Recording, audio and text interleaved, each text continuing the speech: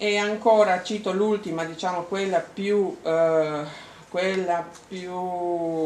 meno importante, che è una formazione permanente dell'ospedale finalizzata proprio al rapporto con il paziente e alla comunicazione tra operatori sanitari, pazienti e popolazione. In passato mi risulta che questa formazione fosse più assidua, diciamo forse più permanente, fra virgolette, di oggi. Allora, noi non siamo all'anno zero, nel senso che abbiamo dei punti di riferimento e sono punti di riferimento regionali. La Regione ha fatto una delibera ad ottobre, no? In cui in questa delibera si ipotizza, che poi è stata assunta anche dalla Regione Veneto e quindi è a tuttora effettiva, in cui si dice quello che dovrebbe essere fatto nel Veneto orientale, nell'ULSS 10, che cosa a Jesolo, che cosa a San Donà, che cosa alla casa di cura Rizzola e che cosa a Portogruaro. Poi, cioè, non è detto che quanto la Regione Veneto ha deliberato ci possa andare bene, perché bisognerebbe entrare nel merito e qui magari entrerà il consigliere che ha un altro punto di vista più privilegiato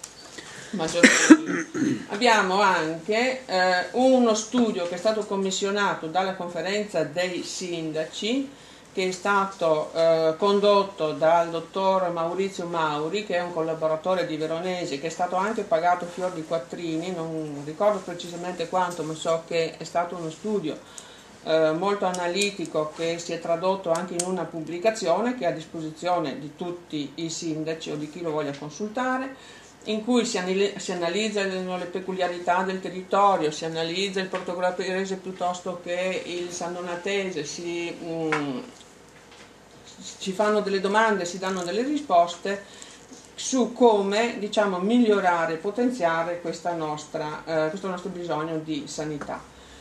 Inoltre il direttore generale, non dimentichiamo che il direttore generale ha messo a punto il nuovo atto aziendale. In questo atto aziendale ha delineato il futuro assetto della nostra ALS, e questo atto aziendale è stato trasmesso qualche mese fa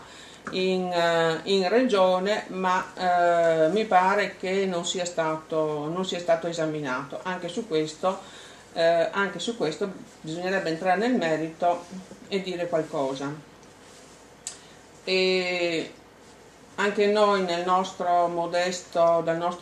punto di osservazione come Centro per i diritti del malato abbiamo fatto una pubblicazione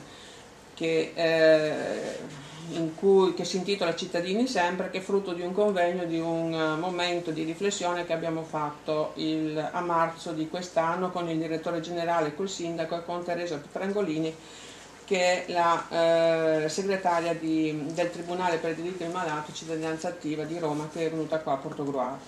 Inoltre c'è anche un altro punto di riferimento,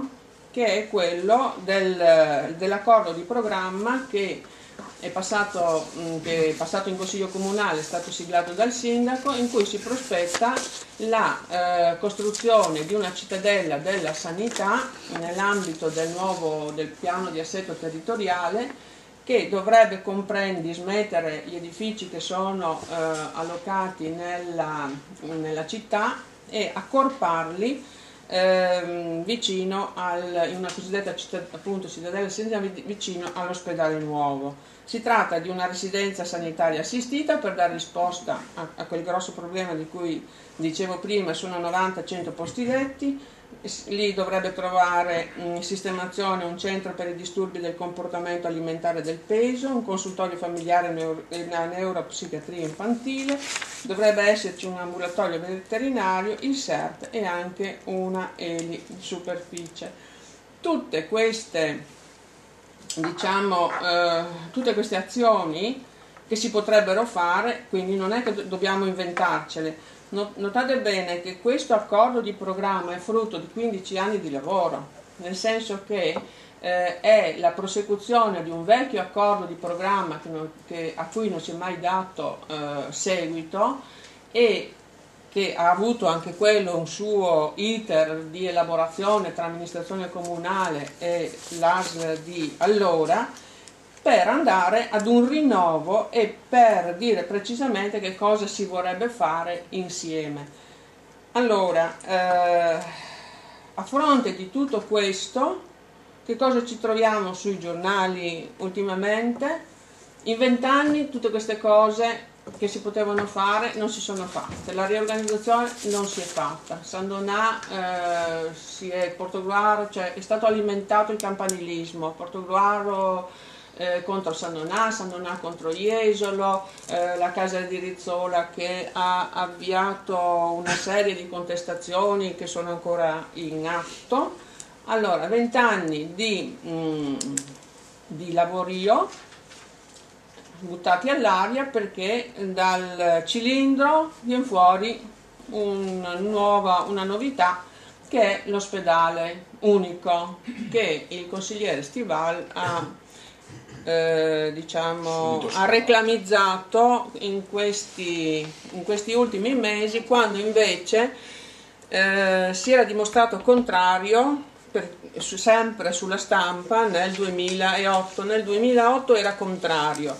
adesso nel 2009, vicino alle elezioni, si dimostra favorevole e sembra che insomma l'ospedale di Portogruaro dovrebbe diventare una struttura a minor valenza tecnologica, cioè non abbiamo risorse da buttare via in 3 ospedali esistenti, bisogna riconvertirli in strutture di primo soccorso, di degenza post-operatoria e lungodegenza, cioè strutture a minor valenza tecnologica, dice lui.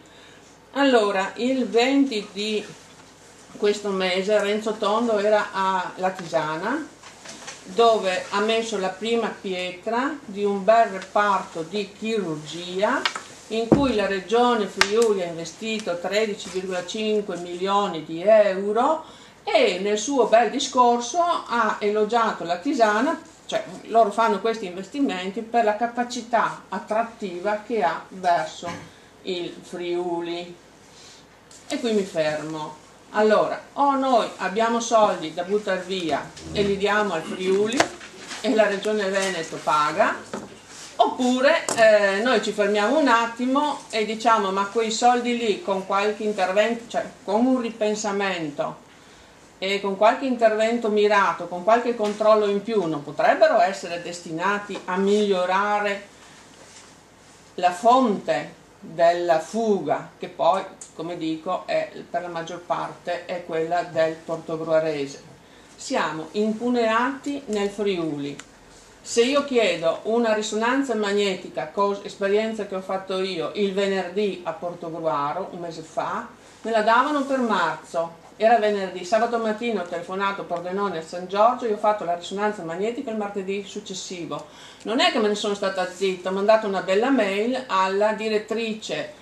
sanitaria dottoressa Benini, la quale qualche giorno prima aveva detto che noi portoghesi amiamo andare in Friuli. Dottoressa, se le prestazioni sono queste, veda lei se aspettava 3 mesi per fare la risonanza per amor di patria oppure se per amor di patria non andava in Friuli. Questa è la situazione